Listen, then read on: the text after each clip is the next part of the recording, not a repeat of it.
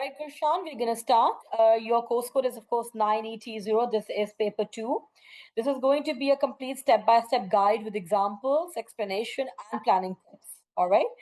Step number 1, it is to understand the question. As I did mention yesterday as well, unless you understand the question, it's always going to be a problem on how to decode it and how to go about it. And then, of course, how to answer it, right? What needs to go in what paragraph is always going to be an issue for you unless you understand the question in its entirety, right? Yeah. So we have step number 1 in terms of understanding the question. Before writing anything, students must decode the question. For example, a question might say, compare the ways in which the writers of your two chosen texts present characters who help others. Now, this is a question we have already gone through. Yeah, we have gone through its model answer. We've gone through the understanding of the mark scheme in a manner of speaking, so on and so forth, right? But I think at this point, we're trying to more or less understand how do we break it up in terms of content and language both when it comes to executing the answer in terms of the assessment objectives as well, right? So first and foremost, we will underline the command words. The command word is compare, right? Which means show similarities and differences. So compare the ways, which means show similarities and differences between characters of your two chosen texts, and how are they helping others in that particular regard. What examples do we find from the text that supports the very notion of help? Does that make sense? Yeah. So our command word is compare the ways. Then circle the key theme, which is, of course, like I said, characters who help others. The focus is on help, care, support, sacrifice. I hope this makes sense. Yeah. So this, if we go back to the idea again, that it does not only mean in terms of care or maybe support, it could go beyond the idea, directly or indirectly. How do we understand the theme of help in your question? What connotations do we find help in your texts? Does that make sense? Understanding the question in its entirety. Then list the relevant characters or moments from each text that connect with the idea of helping others. Very important. You break it down. So you signal out the characters who did any helping of any sort in the relevant sense of helping. Does that make sense? Yeah. Yeah. So in this case, for example, in Wuthering Heights, we had the characters of Nellie, Kathy, and Hareton. In A Thousand Splendid Suns, we had Mariam and Layla, right? So now we're able to actually identify the characters who actually, would be good examples in terms of the key theme, help.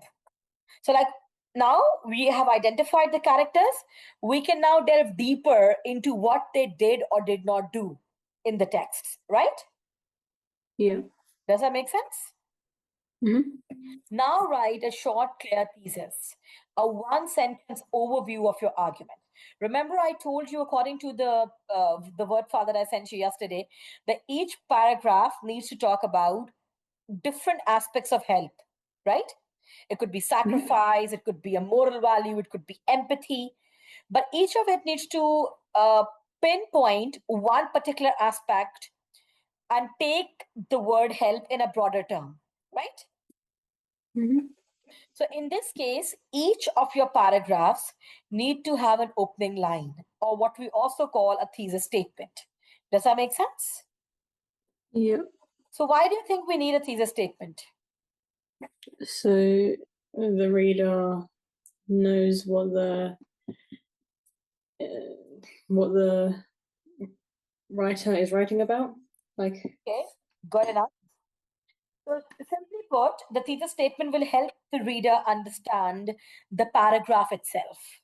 Just like how we write an essay, the essay should tell right away in the first few sentences what the essay is going to be about.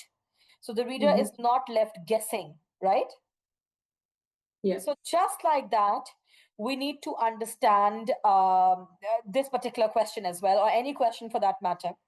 The thesis statement will offer insight to the reader, or this is what the writer has written in this particular paragraph, and this is what I can expect in the rest of the paragraph. Does that make sense, Kushan? Yeah. So this is it. Both Bronte and Hosseini explore how helping others becomes an act of love and resistance, but their characters face different social and emotional struggles. So one and the same and not so much, right?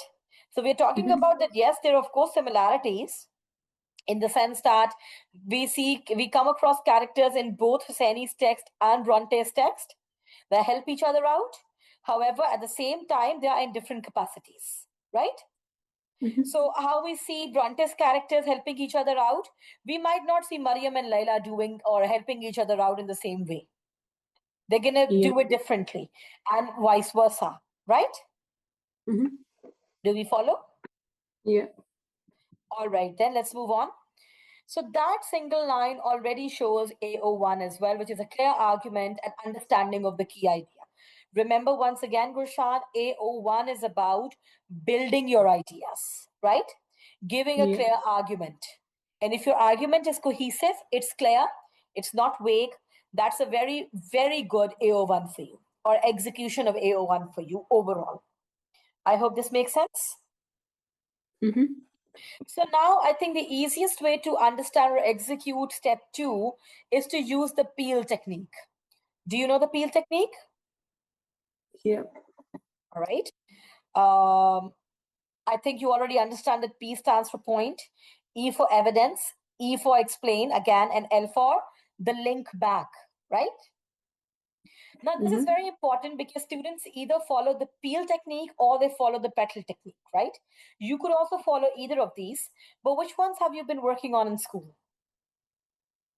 Neither. We don't Neither. work with it. So you are not familiar with either peel or petal? No, we usually use Peter. Peta. Okay. And does that help? What exactly does that stand for? Point, explain, technique. Okay. It's pretty much the same thing as well. Yeah. Because petal is exactly that as well, and so is peel. Petal literally stands for point, evidence, technique, analysis, link, right? Mm-hmm. And in a manner of speaking, so is peel. So if you take a look at peel, for instance, point would be make a clear point answering the question, which means you will be identifying points of help, right? That fits your narrative. I Mm-hmm. hope that makes sense. Yeah. Then there would be E. E is evidence, which means support your point with a short quote.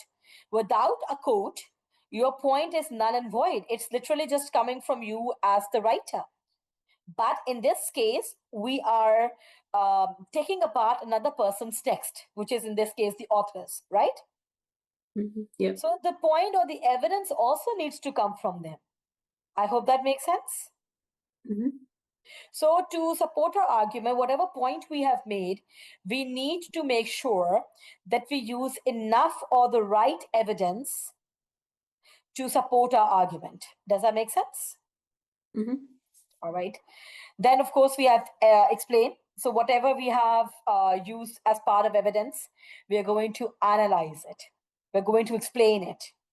Does that make sense? Analysis literally means taking it apart in terms of layman terminology.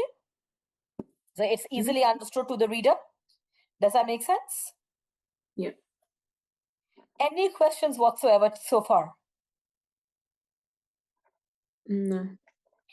And then lastly, of course, we have link, which also accumulates together AO3 and AO4.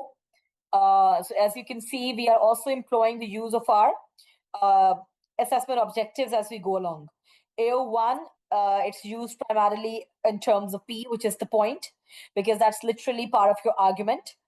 When we build the argument, we go towards AO2 to give more finesse to our argument, to connect the context and compare it to the other text.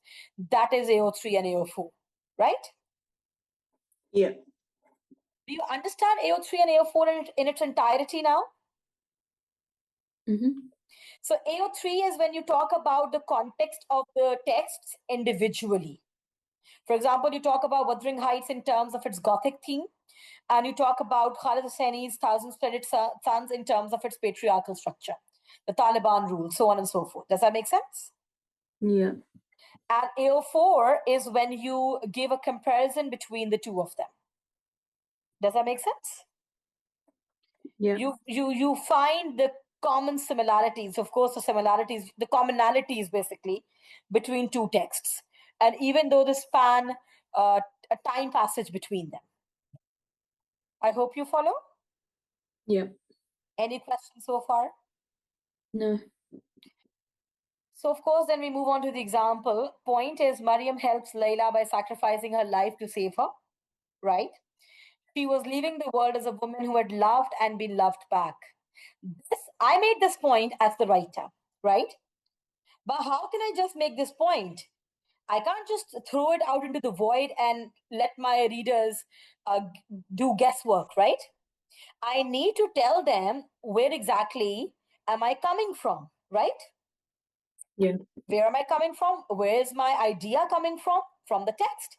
So I read this particular line in the text, and this gave me the idea that I could write my point this way, right?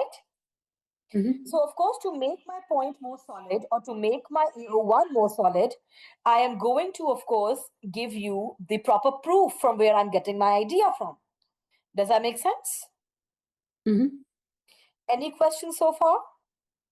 No. Okay. Then, of course, we move on to the explanation. The calm tone and past tense makes her death peaceful, showing that her help brings spiritual freedom. Now, I did not use any very fancy terminology here, right? Mm-hmm. However, still, I took it apart in terms of terminology, in terms of analysis, in terms of breakup of points when it comes to literary, in the literary sense, right? Yeah. Do you follow, Bitte? Yeah. All right, then. Uh, then, of course, we have the link. Bronte's Nellie also helps others, but her actions are cautious rather than heroic, showing how social rules limit women's choices. So this is where we see the differences and the similarities both. They help each other out, but not so quite in the same manner. That's my link. So I chose Khalid Hosseini's novel as my primary text, and I created a link with my secondary text. Does that make sense? Mm-hmm. Do you follow? Yeah. Any questions so far? No. All right, then. Let's move on. Tip number 3, choosing and using quotes. Now, this is what you were talking about yesterday. How Mm, could we choose quotes? yeah. So, students often think they need many quotes. Like I told you yesterday as well, that you do not really need a lot of quotes. Even 3 to 4 quotes in your entire answer would be more than enough because they would be cementing whatever argument you're trying to actually make. Remember, quotes are like a source that you are proving your answer through. Does that make sense? We Yeah. do not need to overdo on the sources. For example, if you end up writing research papers as well eventually in the future, this is something you will come across, and this is something which you will focus on a lot more than right now. You will need to create arguments in your passage, in your text, in your writing to different sources on the particular topic that you're writing on. In this case, the point isn't pretty, it's not very different, because understandably so, our answer is a byproduct of the two texts that we have read, right? Mm-hmm. It's not something we are coming up on our own, right, Gushan? Yeah. But that does not mean we need to overdo on the quotes. So they need fewer stronger ones that can be unpacked in depth. What do you think this line might mean? Unpacked in depth. Quotes that have like deep meanings. And quotes that you can explain your points fully through with, right? Mm-hmm. It's more about quality over quantity. Does that make sense? Mm-hmm. Do you follow so far? Yeah. Now, how can we pinpoint them from the texts? How to choose? Look for emotional or turning point moments, right? Choose Yeah. short and manageable phrases, not very long ones. Look for interesting language, verbs, tone, imagery, or contrast because you have to comment on them when you analyze the quotes, right? This Yeah. will give you a good and greater idea on how to figure out quotes from the text according to the theme of your question. Do you follow? Do you Mm-hmm. follow? Yeah. Any questions whatsoever? No. Are you sure? Mm-hmm. Then, of course, we have your examples. So, theme is of sacrifice, a thousand splendid suns. She was leaving the world as a woman who had loved and been loved back. Sacrifice, in a manner of speaking, is help, right? Again, Mm-hmm. going back to the themes itself, Gurshan, please remember the help needs to be also taken apart. The very idea of, because it's a very broad term, isn't it? Yeah. It needs to be taken apart, right? Once you take it apart and you understand, okay, I'm focusing on sacrifice as a form of help, care as a form of help, what do you call it, support as a form of help, then it will become more easy for you to figure out your codes as well according to each of these different what do you call it, ideas of help, right? Mm-hmm. So if we're, let's suppose, taking a look at sacrifice, we would say she was leaving the world as a woman who had loved and been loved back. Why it works? Because it's gentle tone, it brings peace through selflessness, right? So this is the idea of help, isn't it? Mm-hmm. Do you follow? Yeah. Any questions so far? No. Right, all right, let's move on. We have care, Wuthering Heights. Again, do not forget that there's no hard and fast rule that you already always have to put uh, one novel as a primary source and the other as a secondary source. All right, you could Mm-hmm. always make do with it as you deem fit. For example, in one paragraph, it could be Wuthering Heights as the primary, and you are linking back the point that you have created through the Wuthering Heights text, in with Khalid Hosseini's Thousand Splendid Suns, and vice versa. Does that make sense? Mm-hmm. Do you follow? Yeah. And similarly, in terms of education and help as well, we have Wuthering Heights. She made him read. It's a strong word, made. It's assertive, but it's more like uh, positive guidance, right? Where it's Mm-hmm. needed. For some people, it's needed, right? Yeah. Do you follow? Yeah. No questions so far? No. All righty, let's move on.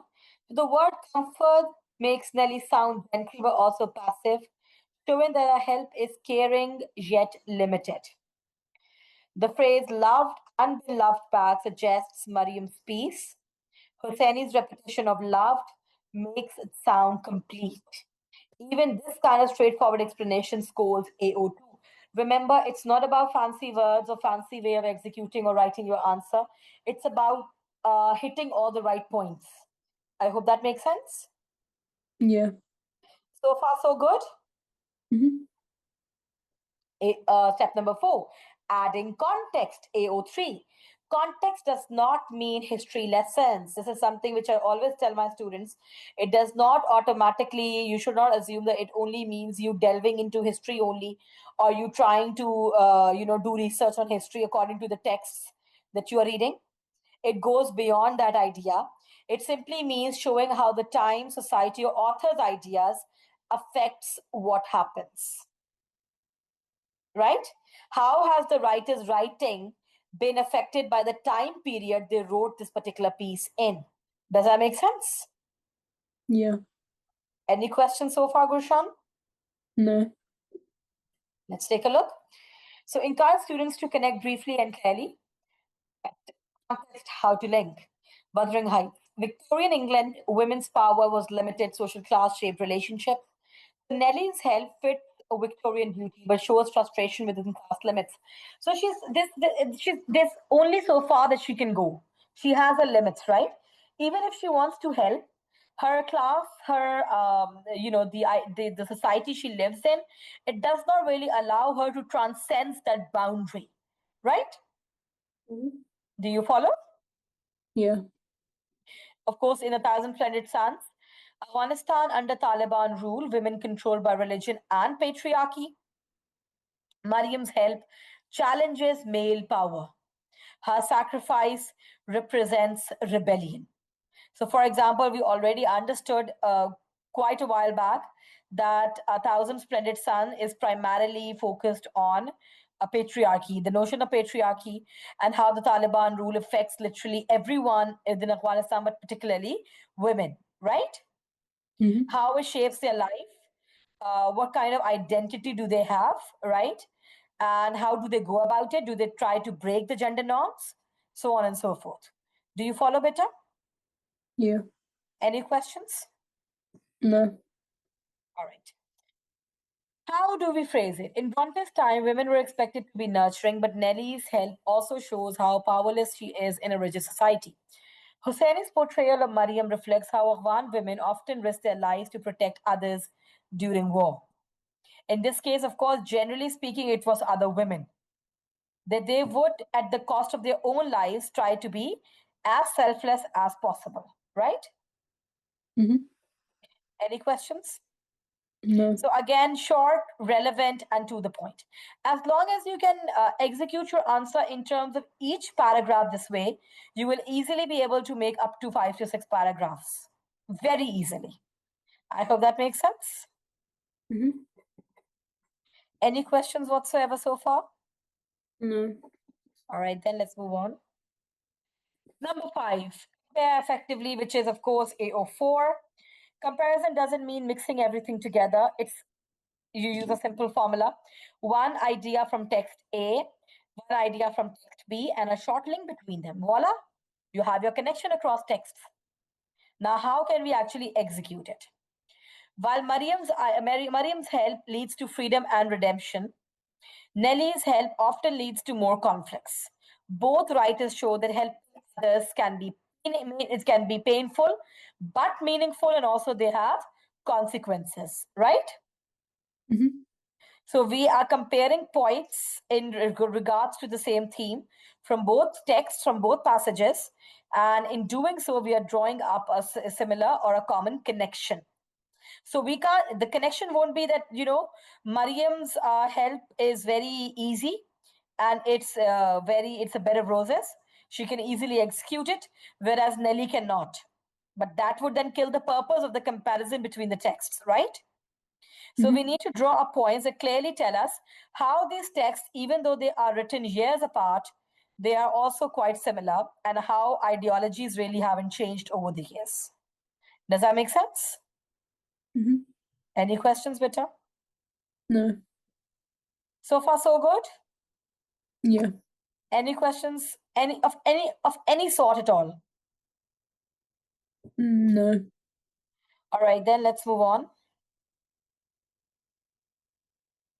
You can also use comparison phrases to teach. Similarly, in contrast, both writers show that while writer A and then writer B. However, unlike text A, text B this. Do you understand? These are some very nice starters in terms of AO4, which you can use in terms of your writing. Do you follow? Yeah. Of course, then we have step number 6. Use simple literary terminology. Now, this is for your convenience, Krishan, because I understood that you were struggling with this. This will give you proper insight into what are some generic literary terminologies that can be used no matter what the situation. Does that make sense? Yeah. So we have narrative voice. Who is telling the story? Nelly's narration controls how readers judge others. That is what we mean by narrative voice. Do you follow? Mhm. Tone. Tone is the feeling in the writing. Uh, Hosseini's tone is both tragic and hopeful. Tone is what the writer is depicting, or the writer's representation of his work. Does that make sense? Mhm. Whereas mood, what is mood? Mood is whatever the reader perceives, all right, of the text. Make sense? Yeah. Then imagery, words that appeal to the senses, warmth of a mother's lap, it shows comfort. Symbolism, an image that means more than it is letting on. For example, reading equates learning, can also equate to emotional freedom. general freedom as well, right? Because you strive to be better, you strive to do more once you're educated. Then there's contrast. Contrast means opposite side by side. Nelly's calm versus Mariam's courage. How do they, however, both tie together in terms of help? That is what you need to then explain, right? Structure, how events are arranged. Bronte's frame narrative creates distance. So, how is the structure? How is the structure in terms of your paragraphing, in terms of your um, literary structure as well? How is it creating meaning? Does that make sense? Yeah. Structure is the overall idea that we understand after reading the text. The structure indicates distance, or it creates loneliness, so on and so forth. Make sense? Mm-hmm. Then we have tense and verb choice, grammar that shows time and attitude. That's very important. He was leaving suggests acceptance and peace. Again, of course, it depends on your context as well, from where you're taking this particular line from, and that will give you more insight into what you, or how you should actually evaluate or analyze your answer. Right? Do you follow, Gurshan? Anything at all that doesn't make sense?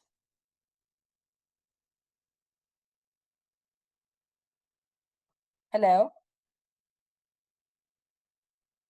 Gurshan, are you there?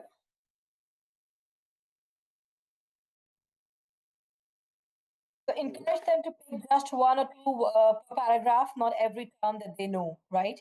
But this, in these particular terms, at least offer you insight into the major kind of terminologies that can be employed. Step number 7, build each paragraph smoothly. Teach them to link ideas logically. Start with the connecting phrase. Another way, which is of course transition words. Transition words, of course, they connect your paragraphs together as well, but also tell us that each paragraph is probably going to talk about a different point, right? And then end with a small conclusion for each paragraph. This shows that help can be both controlling and caring.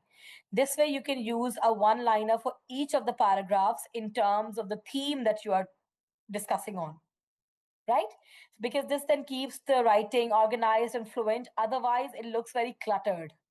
I hope that makes sense. Mm-hmm. And then step number 8, write a clear introduction and conclusion. Introduction should include the text and authors, the main idea, which is raw argument, a small sense of how they are different or similar. Both Bronte and Hosseini explore characters who help others as a test of love and strength, which is the main idea. In Bronte's 19th century world, helping often means obeying social duty, while in Hosseini's Afghanistan, it becomes a way to resist injustice.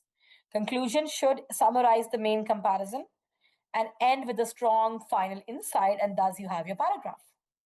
Both novels show that helping others demand courage, but only Hosseini's character achieved peace through it. Bronte leaves help uncertain and painful, while Hosseini celebrates it as a way of survival. So, and voila. So, these three lines and these three lines make a paragraph. Do you understand, Gurshan? Yeah. How we broke it up now? Mm-hmm. Step number 9. Practice planning before writing. That's very important. But of course, I think after going through steps 1 till 8, this should be easy for you to understand. Before writing a full essay, students can plan quickly using a grid. This is easy. I think you should follow through with this technique before writing. This is literally like plotting out your answers, just like you used to maybe write stories in your GCSE, right? So Mm-hmm. Wuthering Heights character is Nellie. How they help others, they're offering comfort.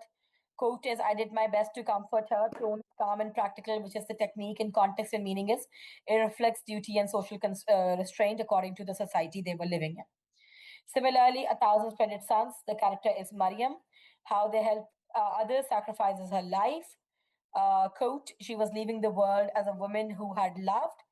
Then the technique is tense repetition, tense usage, and there's repetition as well, right? Mm-hmm. And of course, it shows freedom through love. Do we follow so far? Yeah. So this structure helps them see connections before writing, making AO4 very easy to follow through with. Step 10, What a high level answer does, it has number one, a clear argument, which is AO1. Number two, it uses short, well chosen quotes, which is AO2. Number three, it includes short, relevant context, AO3. It constantly connects text, which is AO4. It uses linking words and confident tone. You follow through with these 5 points, you have a very well written answer. So this is just a quick practice test which we can do later on. But so tell me, Gurshan, do you follow? Does this make sense? Yes. Mm-hmm. Anything that does not remotely make sense to you at this point? No. Are you absolutely sure? Yeah. Okay. First and foremost, we'll be stopping the recording here.